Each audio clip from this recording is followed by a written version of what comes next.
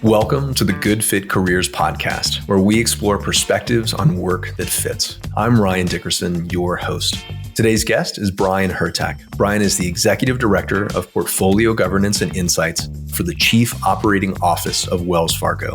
Wells Fargo is a publicly traded financial services firm ranked 47th on the Fortune 500 list.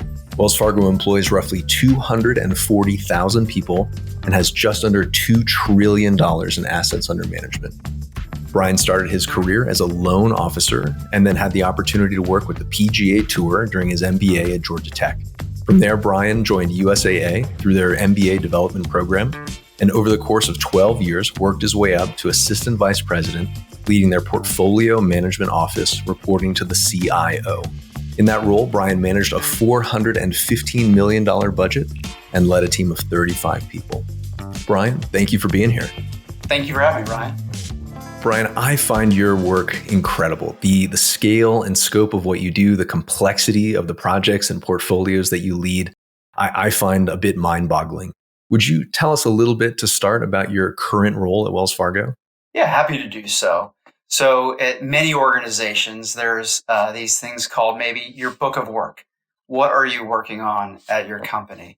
And my job is often called Portfolio Management Office, Strategic Delivery Office, Program Project Management Office, sometimes Transformation Office. There's a lot of corporate jargon out there, but at the end of the day, I help do portfolio governance and insights for all the efforts, all the change efforts that are going on within the Chief Operating Office of Wells Fargo. And look, at the end of the day, what do? We help with things like annual planning. What are you going to invest your dollars in?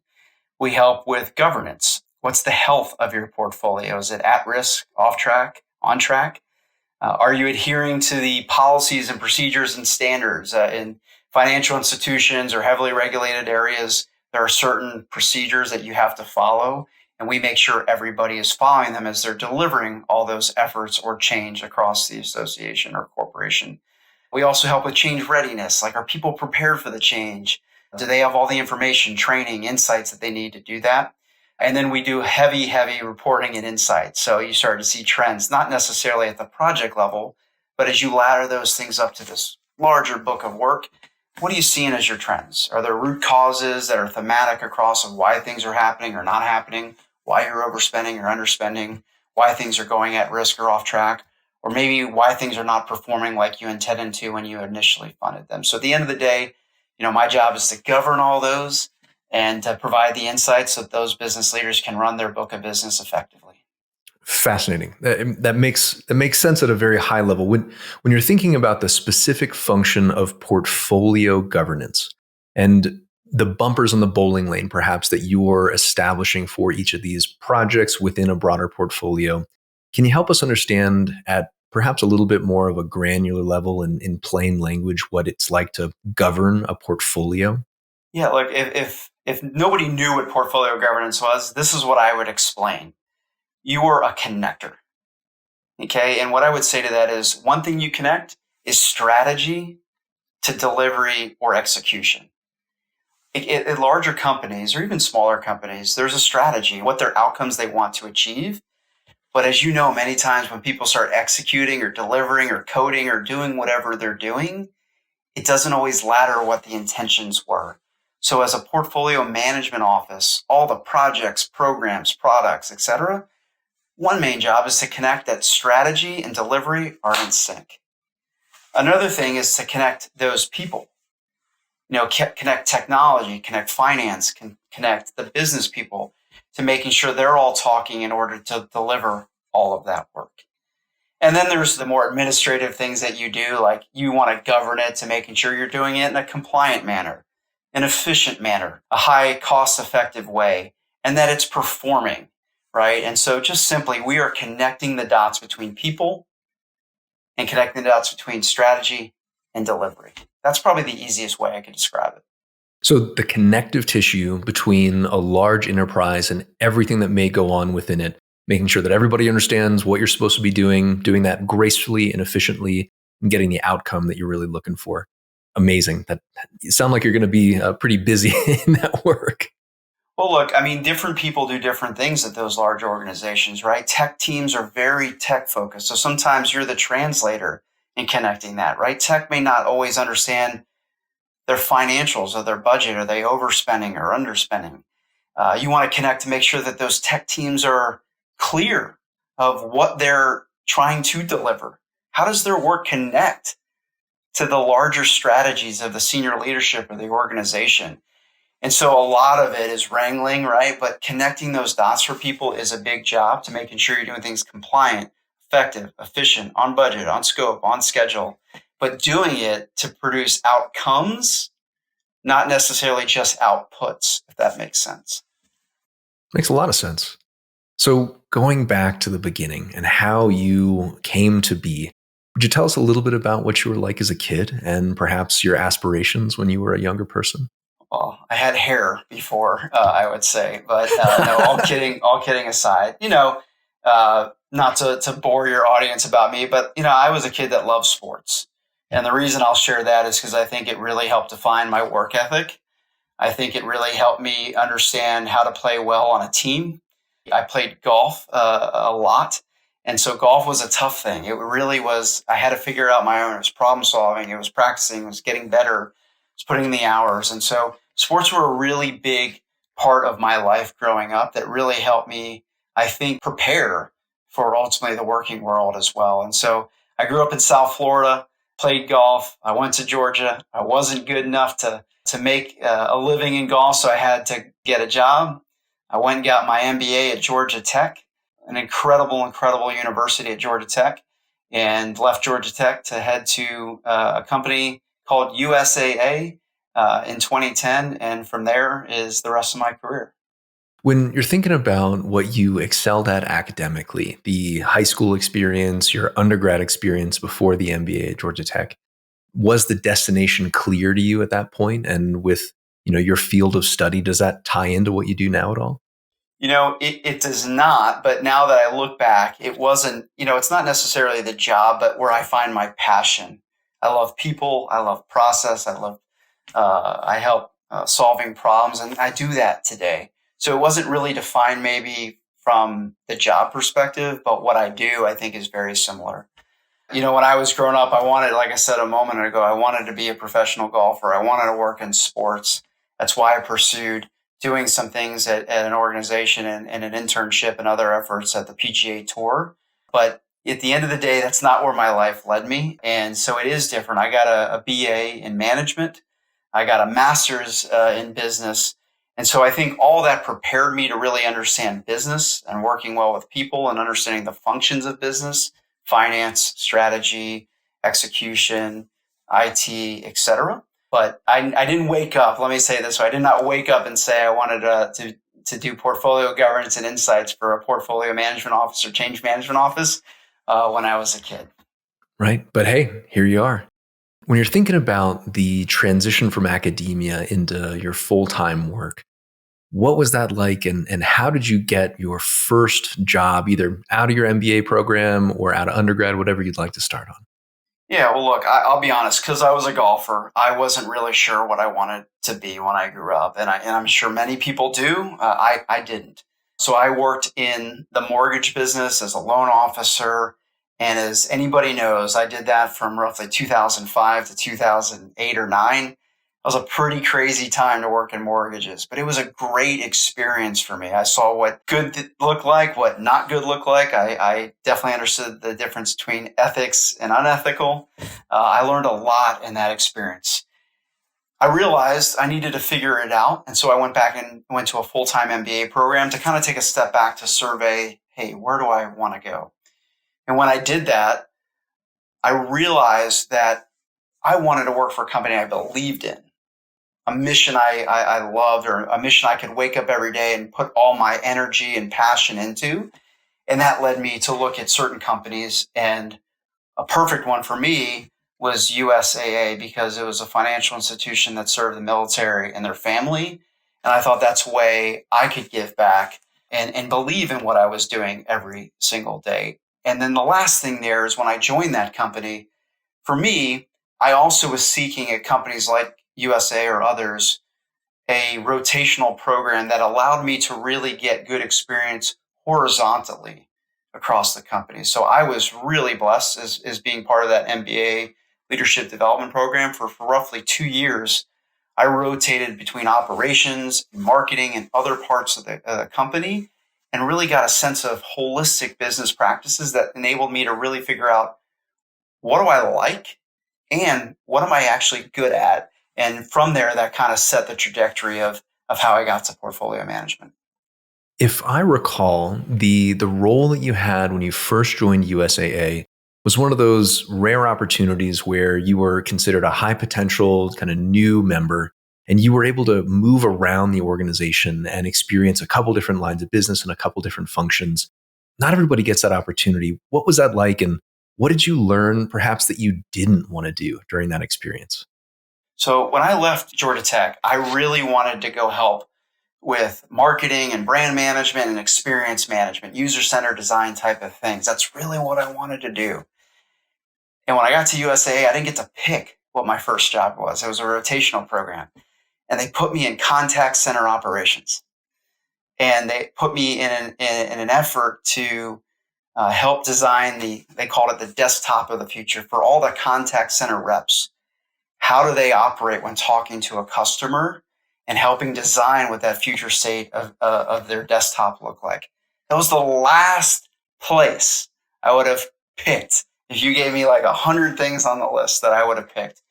And also, that role got to report to a senior vice president, 2 away from the CEO of a Fortune 100 company.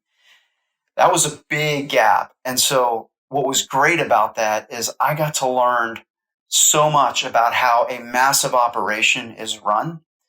I also got to learn from an experienced, amazing leader that I would have never been at that level or direct report in a normal, just take a direct position type of opportunity. So getting to learn and see a leader in that capacity was enlightening. It was educational, and it really helped me, despite all the great academic philosophies I was learning for the previous 2 years in an MBA, to see how they were being put into action in real time and making real business decisions was incredible. And then on the contact center, although I didn't pick that, I tell this story all the time. My second rotation actually got to marketing. When I got there, what I learned is that many people that just had a direct track in marketing had no idea how the operations was run. So if you think about that, you send out marketing, you do advertising, TV, media, direct mail, email, whatever. When the customer gets something, they usually go to the branch or call in or go onto your digital experience. Most of the time, the people doing that marketing didn't understand that side of who was catching. And because of the great experience I had in that first rotation, I actually felt I had a huge competitive advantage from my second rotation compared to people that have been marketing their whole lives, because I understood the operation. So that was one of the great benefits, or 2 great benefits: the person that I worked for, and that holistic experience of multiple facets and business functions at an organization of that size.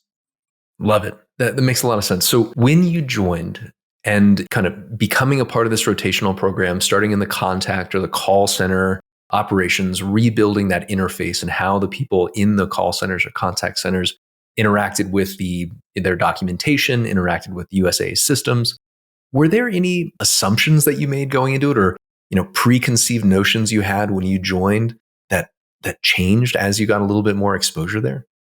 Absolutely. I think many people are quick to jump to the solution. And although I wanted to be in marketing and I was, in this case, in operations, one of the first things we did was voice of the customer. And back in 2010, this was starting to become more prevalent: journey mapping, user-centered design, those types of things. But we had tens of thousands of contact center representatives. And if you know anything about USAA, they're always best in class from NPS and customer service. But we created a voice of customer channel that was internal for all the contact center individuals to say what were their top pain points. And so I got to really dive into that data and let that data tell us where we would go make the improvements. And by using that as our prioritization framework, it enabled us to really focus on the things that mattered most to that population and drive the most impact in the quickest amount of time, probably the best return on our investment. And so there was also some incredible collaboration, but how we did it was just as interesting as how we prioritized what we did as well. Sure. How interesting. So to start with some definitions before we move on into your later career here, would you help me understand the difference between what project management versus portfolio management might be in this context, just in case the listeners out there aren't quite clear on what that means? Yeah, absolutely. Let me give an analogy and then I'll maybe go into the formal definitions. Yeah, let it rip. Think city, state, national, right? That may help. Or if you're building something, let's say you're making a car. Project management would be like, I'm going to build the door. I have a specific task. I have a specific output. I have a specific timeline because I have to ladder to something else, but I'm going to build the car door. Program management is a collection of projects, right? So that's like building the car. You have the door, you have the engine, you have the hood, you have the wheels, you have the AC, you have all those things. So program management is looking holistically at all those individual projects and delivering more of a higher second level, kind of state level value, right? Portfolio management, think about running the entire fleet of cars, maybe the entire brand of that car company. You're not only looking at that car, you're looking at multiple cars and holistically how they're being delivered and the value that they're driving as well. So if you think about it from that way, that's how they stack on top of each other as well. Love it. That makes a lot of sense. So first it was golf, then it was marketing, right? You ended up in a rotational program. And somewhere along the way, you found portfolio management, governance, and insights. What did it feel like to you when you started to see that path? What was it like when you kind of were in that first good fit role that really felt like it was like, oh, this is what I'm supposed to be doing? What was that like? Yeah, I was doing program and portfolio management and part of what you would probably call start of an agile transformation. And I didn't know I was doing it. So as part of marketing, when I finally placed out of the rotational program, I had an incredible opportunity to lead kind of the onboarding experience as you joined that company. And in 2010, there was a big concept of omni-channel, right? Everybody had a different experience in different channels. The company I was at had a life company, had an insurance company, had a bank, had a mutual fund company. So we had different channels and different products. And the variety of our members were from like 12 years old to 100 years old. So you had different needs at different stages of life as well. So when you joined the company, it was a free-for-all of what those individuals from a customer perspective would be fed. There was not really a well-curated experience and definitely not one across channels. So I got to be part of a team that really said, how do we bring all the channels together? How do we put a customer focus? Let's get some personas or examples of what our customers look like at different stages of their life. What are their needs? What are the services that they need? What are the products that they need? What advice do they need? And we looked at those individuals and started to curate an experience. So based on the product you came in with, the stage of your life, and the usage of that product, we started to anticipate what your next best product or service should be. And that wasn't a one size fits all. And so in order to do that, to execute that, we had to get all the different people from all the different channels, all the different products, and really create an experience. And to do that experience, that was projects and programs, ultimately to create an onboarding portfolio or book of work of what we wanted to do. And so I started to do that. And that was just so much fun. And when I said earlier, connecting people, connecting strategy to delivery. That's what I was doing on a day-to-day basis. And I loved it. And I didn't know it was portfolio or program management at the time, but that's kind of the impetus of what got me from, I want to do marketing to, okay, I was doing marketing, but how do you do marketing? And as I started to do it, we started to do portfolio management. In order to deliver that and be quick and agile about it, we started to adopt agile frameworks. And that kind of balanced me out from the agile transformation or scaled agile or any other type of agile framework that you may know of that we started to use to deliver or execute that work. So it snuck up on you, huh? Yeah. Yeah. Oh, that's great. This to me sounds complicated. I mean, just thinking about the number of different things you had to coordinate, how many different people you had to, your constituents, the people that you had to get on the same page, what you needed to deliver in terms of outcomes. That sounds like a lot to me. Was there perhaps a satisfying moment when you were able to keep all that going, or seeing like, oh yeah, I can do this, and this is wicked hard for everybody else, but I love this? Well, was there a moment? One of the toughest things when a company has a lot of needs, or any group, right, has their own objectives and key results, their own, ambitions or whatever it may be. We had to take a step back and figure out what were the objectives and key results for that portfolio for the good of the customer and the good of the company. And that was probably the hardest part, because everybody had their own metrics. Certain executives were probably, I need to drive this amount of acquisition or this much revenue or whatever it may have been. So I think once we figured that out, that enabled us to go drive to those outcomes. And when we started to move the needle on how many new customers started to, and we called them members, but new customers or members started to have more products and deeper relationships and usage of those products. And we could really show the A versus B scenarios and the value it was bringing. It made sense. All boats started to rise. And so when we started to see that and we had the data to show that we were achieving those objectives and key results for our organization, everybody was motivated. It's kind of that flywheel or that momentum. We all were kind of on board. Everybody was happy. Everybody was having fun. We were having success in a professional career. We were having professional wins. And so that was just fun. And so I think for me, that was the moment that I knew this is what I want to keep doing. Beautiful. Well said. So in terms of learning how to master the range of capabilities and functions that you need to use every day, were there any components of the work that took some real effort for you to master and kind of get a good grip on? There's a couple things that I would say from portfolio management that are definitely lessons learned. One is the ability to pivot and persevere, I would say. So oftentimes you spend a lot of time planning on what you want to accomplish. And if you don't have the right checks and balances, you won't know whether or not you're achieving those or not.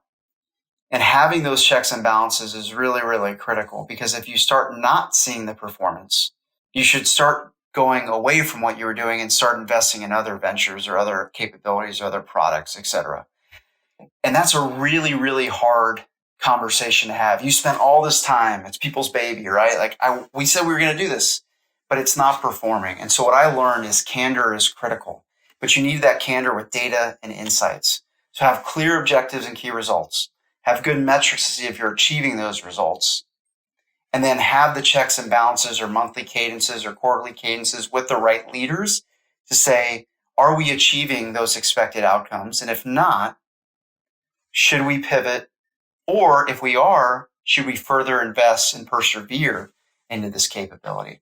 So that was one of the biggest lessons I learned is really having the right cadences, the right checks and balances to making sure that you could review that portfolio. And in a digital ecosystem today, as fast as things move, if you don't do that and you spend 2-3 years on something and you deliver it and it doesn't achieve value, one, you're probably not going to be there any longer.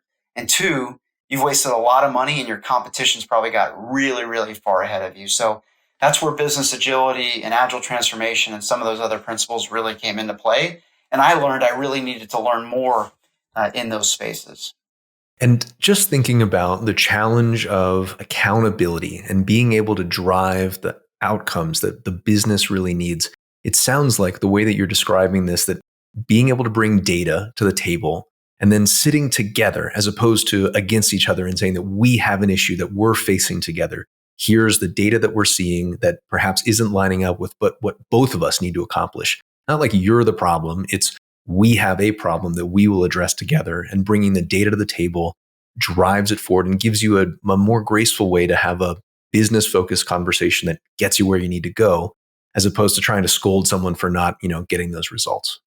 Yeah, it's portfolio prioritization. And that's a big difference, once again, maybe between project management and portfolio and change management and these other concepts of strategic delivery. And let me give an example here. In project management, it's very simple to do what's called RAG, red, amber, green, or red, yellow, green, which is on track, at risk, or off track. And that's like, is it on scope? Is it on schedule? Is it on budget? And guess what? You can be on scope, schedule, and budget, and you can be green across the board, on track across the board. But guess what? If you're not achieving the outcomes, who cares? What's the value that you're delivering to the customer? And so what I learned the big difference was between just delivering projects and saying, yeah, we finished it on time, we did it under budget, woohoo. That's not what to celebrate. And I think what I really learned in portfolio management is we should be looking at, if we're doing it on time, on scope, on schedule, are we seeing the outcomes, not the outputs, the outcomes that we needed when we set our strategic plan, our strategic outcomes, our strategic priorities? And you need to keep a pulse on that. And so part of portfolio governance and insights is to hold portfolio routines, to look at your strategic portfolio of your entire book on a frequent or cadence basis, whatever's right for your company, and say, how is it performing? And it's not just at the budget, the scope, and the schedule, but is it delivering value to the customer? And that is really where I think you can start making a difference in portfolio change management.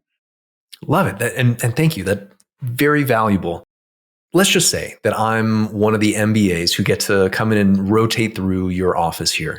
Would you teach us one of the more kind of impactful or kind of high value things that I can grow into as an early career person looking to get into your field? First thing, there's probably a couple fundamental things that I would say to learn. And first off, I think you need to learn in this day and age, you need to really understand the principles of the Agile Manifesto, Agile transformation, scale to Agile. I think those are really, really important fundamentals just to understand how it works. In my business as well, I think you got to diversify your development plan as well. I think you need to really learn finance. I think you really need to understand how to communicate with senior executives. It's really, really important as you're having these discussions on their book, their business, of how it's performing. And executive level communication is critical. And then finance are the numbers behind it. And then I think you really need to understand to some extent or have some experience in how, especially because so much is IT today, not all change or project or program management is IT, but you got to have some sort of competency in how all that works. So I don't think portfolio management is something you necessarily wake up and are able to do right out of your MBA or college, or I think it's something that you build over time. And with that diversified skill set, you really are differentiating yourself where you can be that connector. You can translate between those different people. So it is one of those careers that I think as you diversify your skill sets, you really can set yourself apart and have a really somewhat of a niche skill set that not everybody has, that has tremendous value for many large or mid-sized organizations. I love it. And perhaps gives hope to folks out there who've had a varied career, who've worked in a bunch of different, capacities, who've had exposure to the finance side or the technology side or the operations side. It sounds like that awareness and exposure can inform the way that you would govern or manage a portfolio, and kind of, that can become a strength as opposed to being exclusively along one track for the entirety of your experience. Yeah, there's a lot of people that have been in IT, like on the delivery side, coders, engineers, but they probably, and going to Georgia Tech, I saw this a lot of those. Anytime I was behind somebody who was getting their master's in engineering and their master's in business, I was like, I don't want to apply for the same job as them. They're gonna be something great one day. But if you can, if you understand that side of technology, and you can also speak the language of the business, and you can effectively communicate it, that is not normal. I'm not saying I'm a unicorn, and I apologize if it comes off that way, but not everybody can have a technology conversation and a business conversation and make it make sense or be clear or just human language. And so I think if there's a lot of individuals that I've seen that have come from the technology side that understand the business and they actually can find themselves in program or portfolio management and be extremely successful. Beautiful. And perhaps an avenue to express one's empathy and conscientiousness, being able to understand what it would be like if we're going to make broader changes. How is that going to affect the people at different levels of the business? And it sounds like to be good at what you do, you have to be empathetic and you have to understand, who you're affecting. Can I add to that? Because I've said change management, but I haven't really clarified maybe what I mean by change management. And some people, there's varying opinions and schools of thought here. But to me, change management is a major part of portfolio management. They're almost interchangeable because you cannot deliver value without creating change. And so part of when you're delivering anything to a customer or an end user, you need to do a change impact assessment. You really need to think about who is the audience, who is being impacted by this potential change, internal customers, external customers. Also, what is the impact to them when this change happens? And when you do that assessment of the impact of those different audiences, it gives you kind of that clear blueprint of how do you make them ready for the change, which in essence could be marketing. It could be, pamphlets. It could be information guides. It could be training. It could be many other things.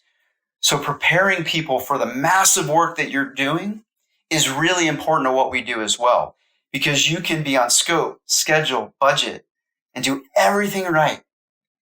But if you don't prepare the audience for the change, it can fall really, really flat and go sideways on you quick. So change management, and they call it organizational change management or OCM, is another major capability of portfolio management. So portfolio prioritization, organizational change management, these are capabilities of what PMOs or portfolio management offices really do on a day-to-day basis. To dive into the science of that a little bit, how does one know when there's too much change? Or how do we measure the right amount of change to affect at any given time? Oh, I love that question. So most people don't have visibility. A big part of Agile is having transparency and visibility of the work you're doing. Once again, project management, I'm only going to see right here what's in front of me. Program management, maybe I see a little bit more. When you get to the portfolio, you kind of have that 10,000 foot view of everything going on. So if you do change management well, and you do all those impact assessments well, and you know the dates of which those changes are going to go in, you can create what's called concentration or saturation reporting. That's really important. So if I'm audience A, now let's go back to those contact center reps I talked about. One of their biggest pain points years ago was that they would get 20 different changes on the same day of a payday for the military.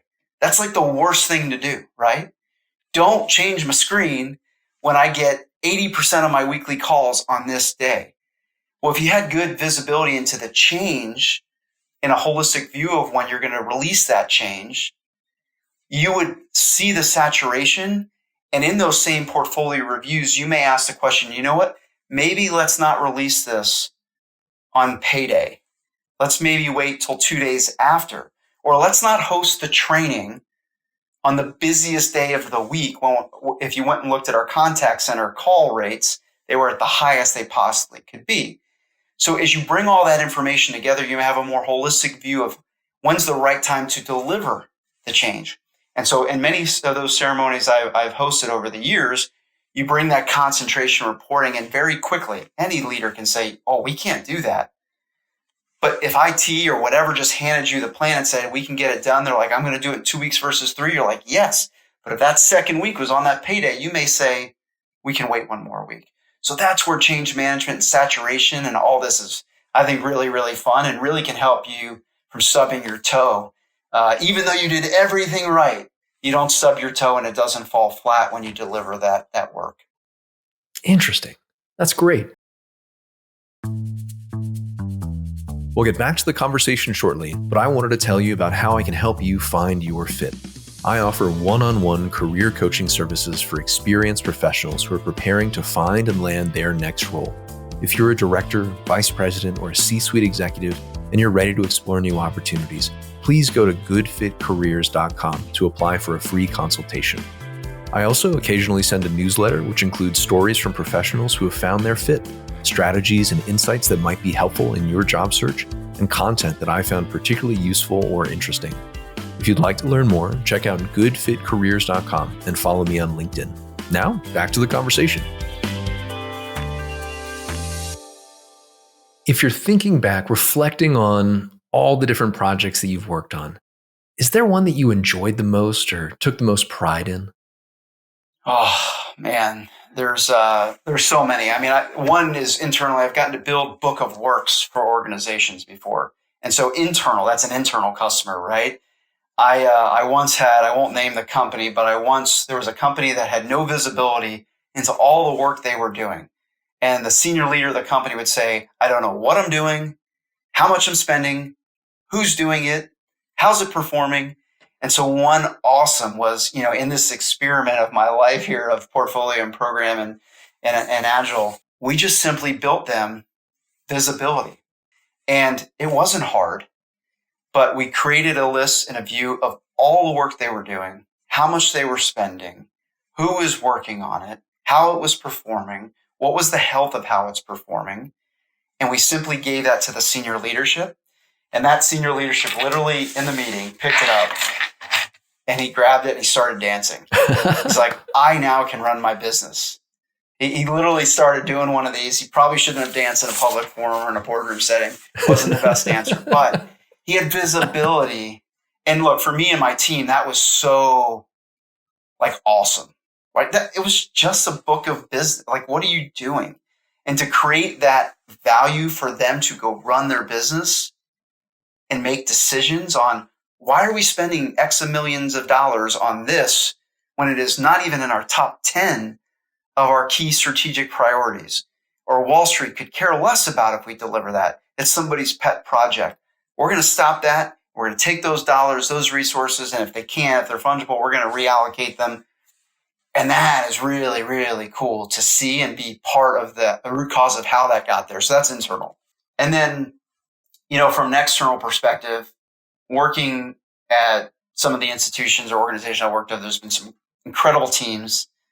And anytime you do it with people, it's more fun. But one that I'll always remember is part of user-centered design. I worked for USA at the time, and there was a need, and this one really hit home. So there were Braille cards in the industry. There was people that had fought for our country, served our country, or maybe they didn't and they were just family members of those that did. But if you've ever used a debit card or a credit card, and just pretend you go to a restaurant and you hand your card to the waiter, how do you know it's your card that's coming back? Ooh, I have no idea. How do you? A Braille card was one way in the industry that everybody did. And when we did true user-centered design, we talked to customers, we talked to members, we realized there was a difference between Braille and visually impaired. Visually impaired was more high contrast. We were actually offending visually impaired individuals by giving them a Braille card. This was not a tremendous value to our bottom line, by the way. I bet it mattered a lot to the people. But to those customers or members, that, especially those that maybe had lost their eyesight or parts of their eyesight or vision serving our country, empowering them to have control of managing their money again was a game changer.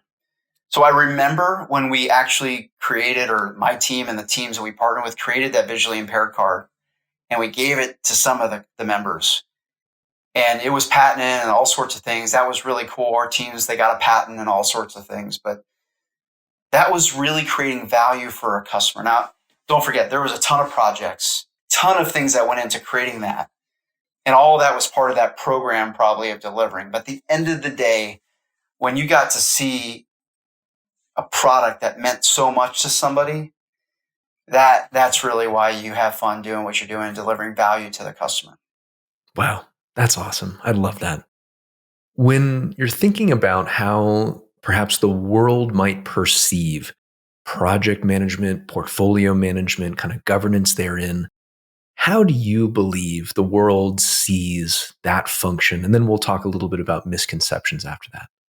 I think a lot of people don't know the difference and it's misperceived. There's a lot of corporate jargon in there as well. And I'll be honest, I think many, many, many people don't see value in project, program, portfolio management, agile transformation because it is a cost center. It is. And so I'm part of a global group of leaders in this space, and we meet once a month. And, obviously when you go to your conferences or things like that, the word PMO actually has like stain on it. It's not really, it's governance and, it's costly and it's big and it's got red tape. And so I'll be honest with you, if you're doing portfolio management or program or project management, you have to really, really be able to show how you're delivering value to your organization. So the biggest misperception externally is that you don't need a PMO.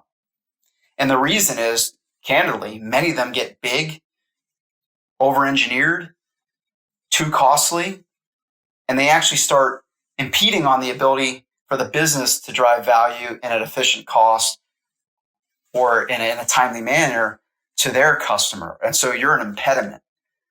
And so one thing I'm really passionate about, some groups I've become really fond of, and they have podcasts and other things to the subject, they call it strategic delivery.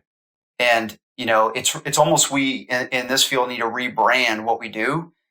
But just like if you're a marketer or any other cost center, you really have to focus on creating a lean shop that adds value to your organization and not become something that they're thinking is an impediment for their ability to do business. That's probably the biggest misperception. Not necessarily about project or program management. A lot of people think it's a means to an end, but it's not well received today if not done right. And that's probably because a lot of people didn't do it well, in my opinion. Makes a lot of sense. If you had a magic wand and could change how people see portfolio governance and PMO offices for the folks who are doing it well, at the Fortune 50 kind of level, what do you wish you could establish as that clear and precise perception? I believe that a good portfolio management strategic delivery office or transformation office can drive business agility. It's the difference between agile frameworks and business agility. Okay. I'm going to use the definition of business agility because I think it's important. Business agility is the ability to compete and thrive in today's age by quickly responding to market changes and emerging opportunities with innovative, digitally enabled business solutions. Connect strategy and delivery. Like, you need to help deliver value, outcomes, not outputs. And so I think it's really, really important that you help that company create business agility. Awesome. That makes a lot of sense.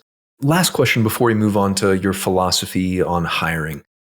Are there any very clear or stark indications that someone is running a crisp and well-structured project? Are there any very clear tells, in your opinion?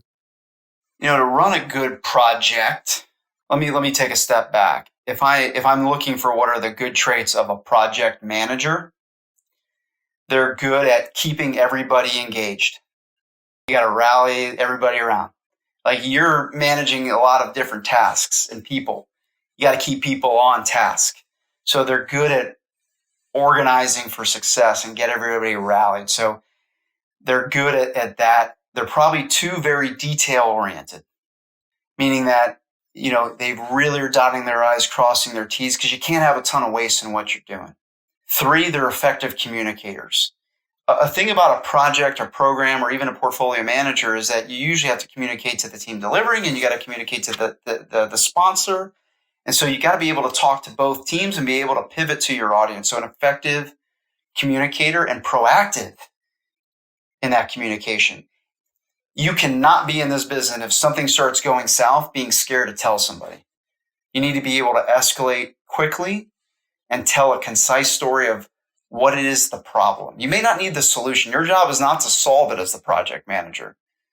Your job is to escalate the problem and articulate. Coordinate and collaborate and organize all the people. 1, detail oriented, and then 3, good communicator. I think are probably 3 great skills that I would work on if I wanted to start a project. And in program management, it's just doing it at a larger scale. Instead of doing it for an average of 1 or 2 projects, you're probably looking at a series of 7 to 10 from there. And that's probably just more how you manage your time, how you delegate, and how you set the appropriate routines to keep check on those that are executing it at the project level. Wow. Awesome. I feel like I've learned so much. Thank you. Switching gears over into hiring. Can you tell us a little bit about your philosophy on hiring for the team that you lead? Before I answer how I hire, I think every situation is different. So here's what I've learned. I've read a lot of books on leadership, and not every one works for every person. Everybody's different. So here's what I found work for me. A book from back in the day that I still find relevant is Good to Great, Jim Collins. And in Jim Collins, he talks about the analogy of a bus driver and being on a bus. I'm going to simplify it and kind of paraphrase it. But when he talks about that is that the bus driver, in my opinion, is the leader of that team. And the first thing you need to do is set, where are we going? If I'm going to LA and you want to go to New York, we're probably not heading in the same direction. So everybody needs to know where they're going. Once you know where you're going, then I think it's an appropriate evaluation of a leader to assess, do they have the right people on the bus or on the team?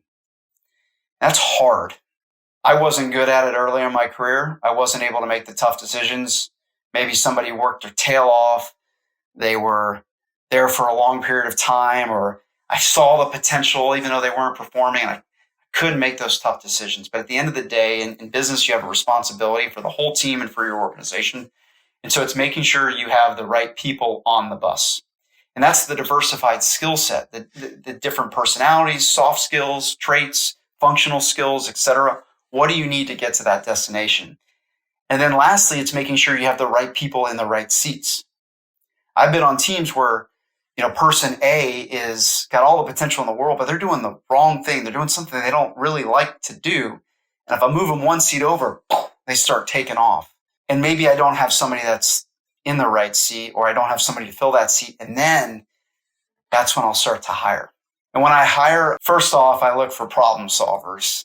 I don't know if that's the MBA, rubbing off on me, but I want complex thinkers, problem solvers, because those people can probably figure out and have learning agility and how they can solve things on their own. So to me, that's kind of a fundamental thing that I look for. But really, it may depend on what I need at that point in time. Maybe I need somebody that's good at process engineering to map out our governance. Maybe I need somebody to do good training and change management. Maybe I need somebody that can really help evaluate the performance of our budget or realizing the benefits of all of our projects. That may be somebody with more of a financial lens. So it's not necessarily about, what I look for every person. I think I really have to look at the situation at hand, set clear objectives of where we're going, evaluate, do I have the team to get there, put the right people in the right seats, and if I have gaps, go hire for those gaps or those specific needs. This makes me think about an earlier time in my career when I worked for Korn Ferry. One of the partners that I worked with and worked for, who I admire so much, and Jeff, thank you for all that you taught me. He would always describe things in such a clear and precise way that really clicked for me. And one of his adages, one of the pieces of wisdom that he shared with me is that you cannot force a good fit. And I think that just applies so clearly to what you're describing. You have to be objectively a good fit. You either are or you are not. And being able to see that and recognize that and then act on it, even if that's uncomfortable, what a challenging skill to develop. I love that. You and I talked about that when I was, by the way, Ryan is an incredible executive coach and I owe him a ton. So just a public services announcement for Ryan here and how much he's helped me in my career, especially on the brevity, the succinct communication. We'll see how well I'm doing today in it. Welcome to coaching and feedback after You're doing great. The fact. But a good fit is the perfect phrase there, because it's a two-way dialogue. It's a two-way situation. It needs to be a good fit for you, the individual, and it needs to be a good fit for the hiring manager or employer that's hiring you. And there's not every person, and I've worked with some great people, and I would love to have them on my team, but that doesn't mean they're the right person for our team today. And so I really think every situation is different. And I think you need to be present in that situation, evaluate it, and that'll really lead you in the right direction to find the good fit for your team. In an ideal world, what's the process that you like to follow when you're trying to identify, evaluate, hire, and onboard folks for your team? Oh yeah, that's fun. I love hiring. I love interviewing. I love bringing people on and onboarding. I'll give you my work breakdown structure of step by step here. One, I think most job descriptions are horrible and they're not well written, and you've got to work really, really hard with your HR business partner to make sure that the job that you're hiring for is really clear when you put it out there in the marketplace. I don't know how many of you all read a very vague and unclear corporate jargon job description, but that makes it really hard to get the right fit or the right candidates for your hire. So slow down to speed up with that. When you write that, okay, then I network. I've been around for 15, 20 years now. Like, I know people that have led great teams, hired great teams, built great teams. I've had great people that have worked for me. I have peers that have done it. I will go network and use their pool of resources and networks and contacts and say, this is exactly what I'm looking for. Very succinctly, if you know a person, send them my way. So I'm gonna self-recruit. Then when I get that pool of candidates, then the interview process kind of starts to take fold. And for the interview process, I really like to take an approach of what will a month of this job look like and who are the people that need to be involved. Let me give you an example. If I'm hiring for portfolio management and they're going to work with finance and they're going to work with technology and they're going to be a peer to one of the members on my team, I'm going to have one of my direct reports be one of the interviewers. I'm going to have a representative from finance. I'm going to have a representative from IT. And then we're going to calibrate, and I'm going to give them specific tasks of what I want them to interview for, because they all have different skill sets and competencies and come from different points of view and thought processes. So I want them to look for certain things. Then we bring it together to tell the holistic story. I have them help filter it down. And then I ultimately will screen the last candidates, or maybe bring in my hiring manager as well to help me, so that, sometimes you'll hire, but then your hiring manager isn't bought in or isn't part of it. That's a mistake I've made many times, unfortunately. I think bring your hiring manager in so that they can feel part and bought into the process. So now think about it, you've kind of got up, down, and across. You've got your peers, even maybe got some of your team members a part of that decision versus, hey, I just hired Joe or Jane and it's my decision and they're on the team. No, they were part of it. And you're a leader. So you've kind of covered all your bases. And I think that's really a big part of the hiring process. And then lastly, the onboarding experience is critical, because you can hire a great person, but if you throw them to the wolves, they could get demotivated quickly. It may not be successful. And if you want them to ramp up, be ready for that. So having a good onboarding process, and then I've learned through, being part of a military organization, or maybe not part of a military organization, an organization serve the military, you give them a wing person, a wing buddy, a wing man, and you put that person with them to help them, quickly ramp up in their new job.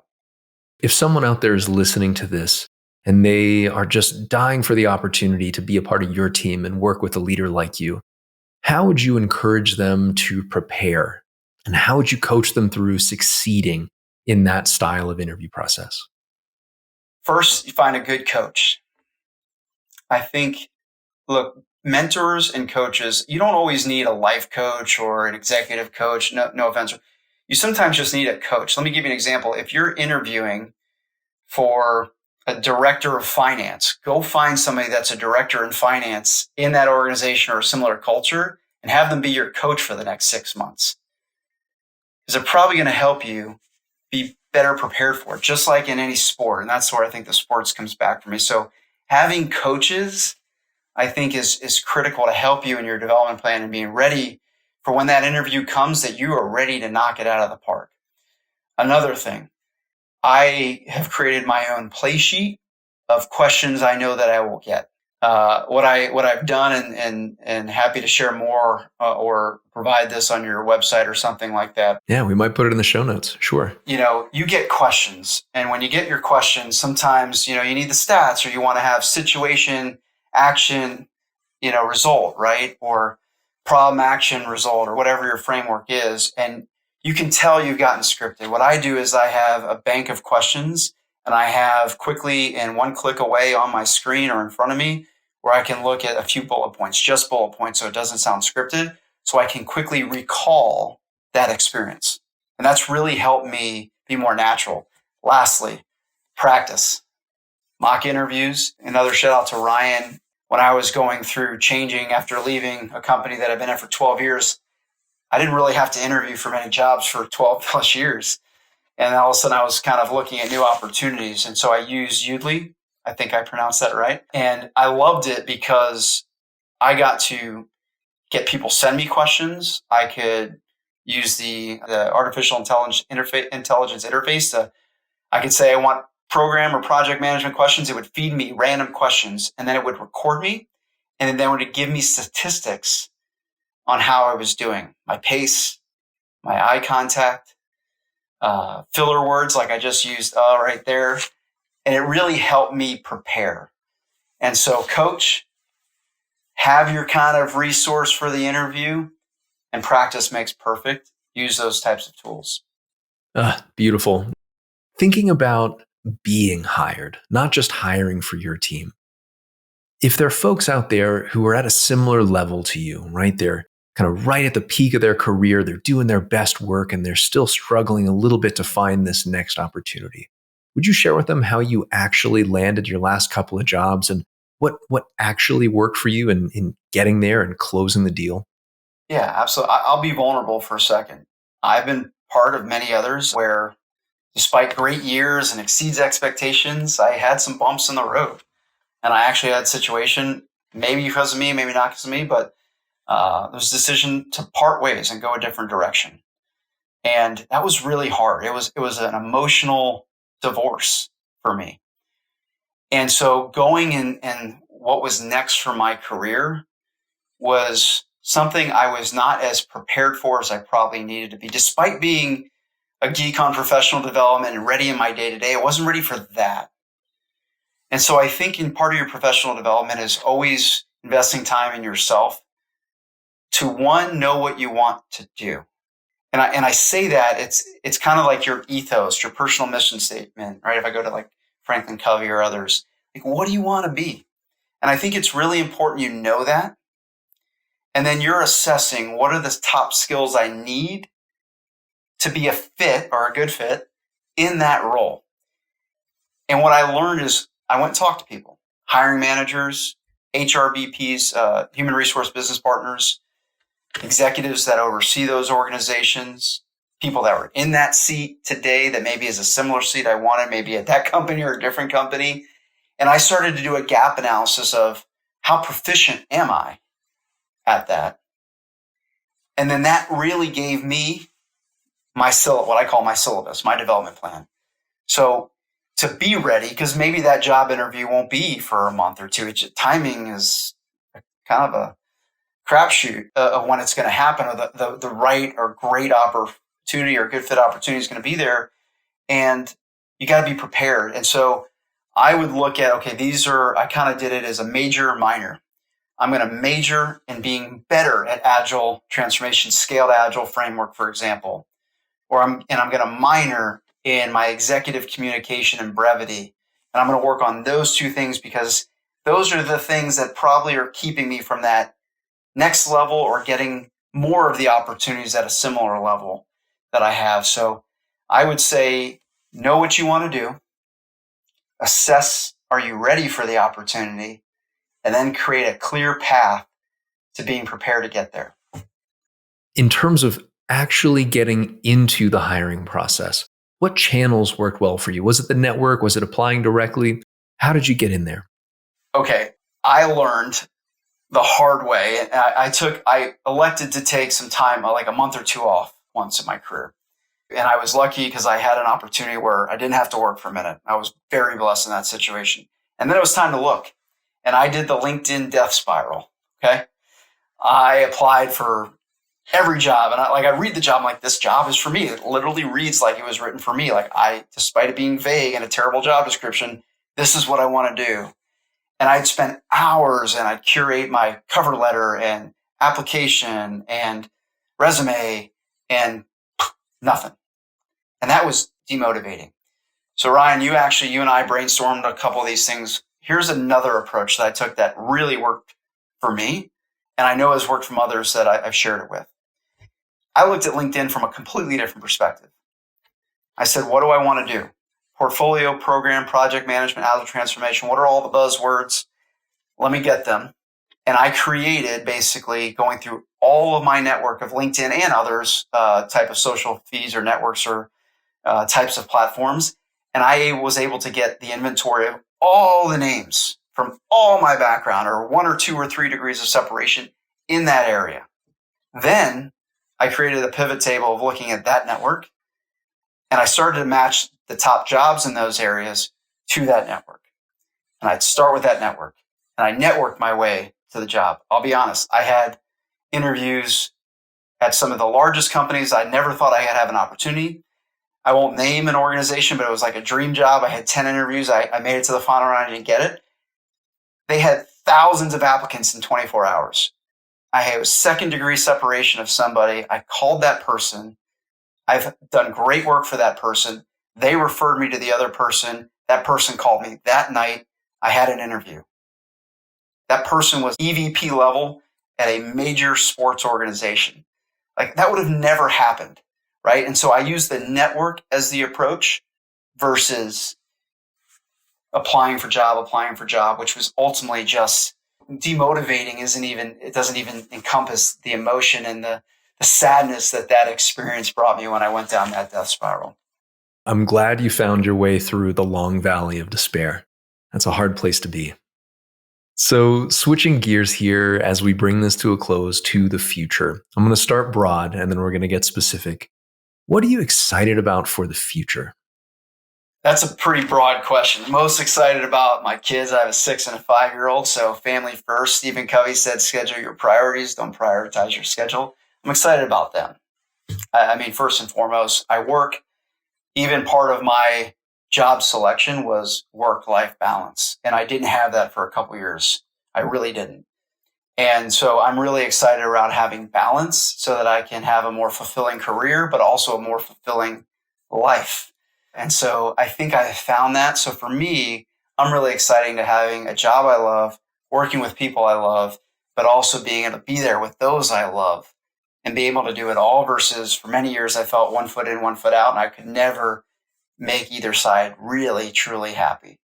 So to me, that's something I look forward to. Is it regards to portfolio management or strategic portfolio? Yeah, sure. Financial services. Yeah. Let me say this for everybody probably has this answer, but automation is something that really excites me, right? There are a lot of administrative tasks that through robotic process automation, RPAs, or using AI and ML, it can really expedite your ability to get from tons of data to insights, provide those insights to those business leaders so they can make decisions and as a result, serve their customers, either internal or externally, much better.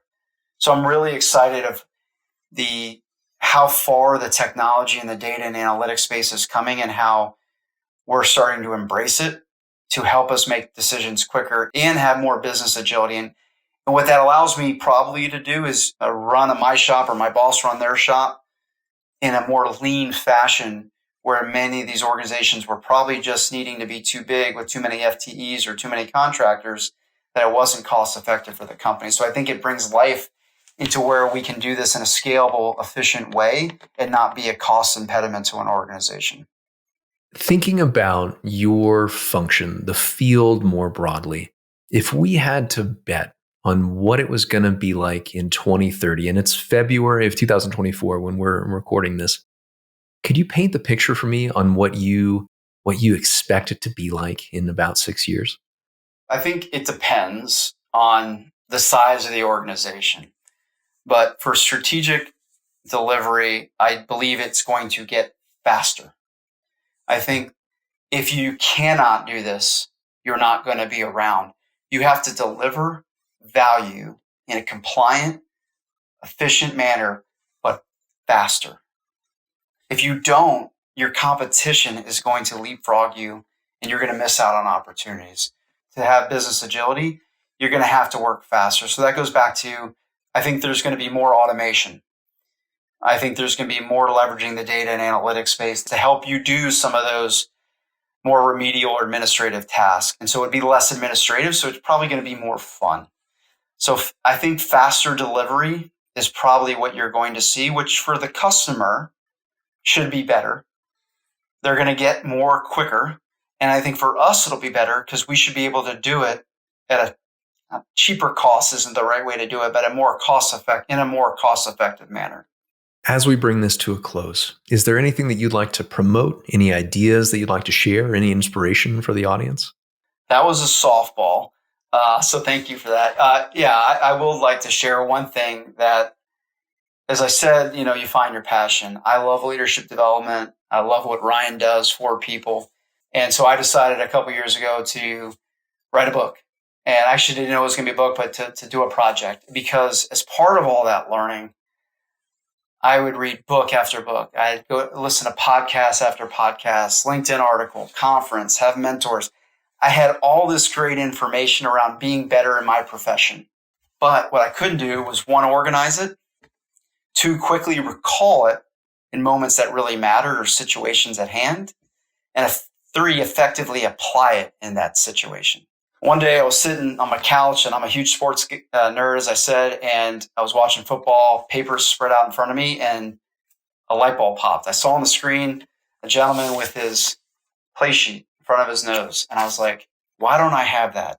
So for a couple years, I went on a venture, and I interviewed college and high school football coaches across the country about how they create their own playbook and then their effective call sheet or play sheet, and how they use it based on the situation at hand to call the most effective play in that moment, and wrote a book about it. And so the book's called The Play Sheet. It's coming out mid this year or mid 2024. And so as it comes out, look me up on LinkedIn or anywhere, and I'll be happy to share more about it. But really, really excited to write that book, publish that book, and help people maybe have good intentions to get better, but actually get better in their day-to-day. Yeah, beautiful. And we'll include where to find and buy the book in the show notes. Brian, is there anything that we missed, anything that we skimmed over, or anything you'd like to revisit before we call it a day? I would just like to say thank you to you, Ryan.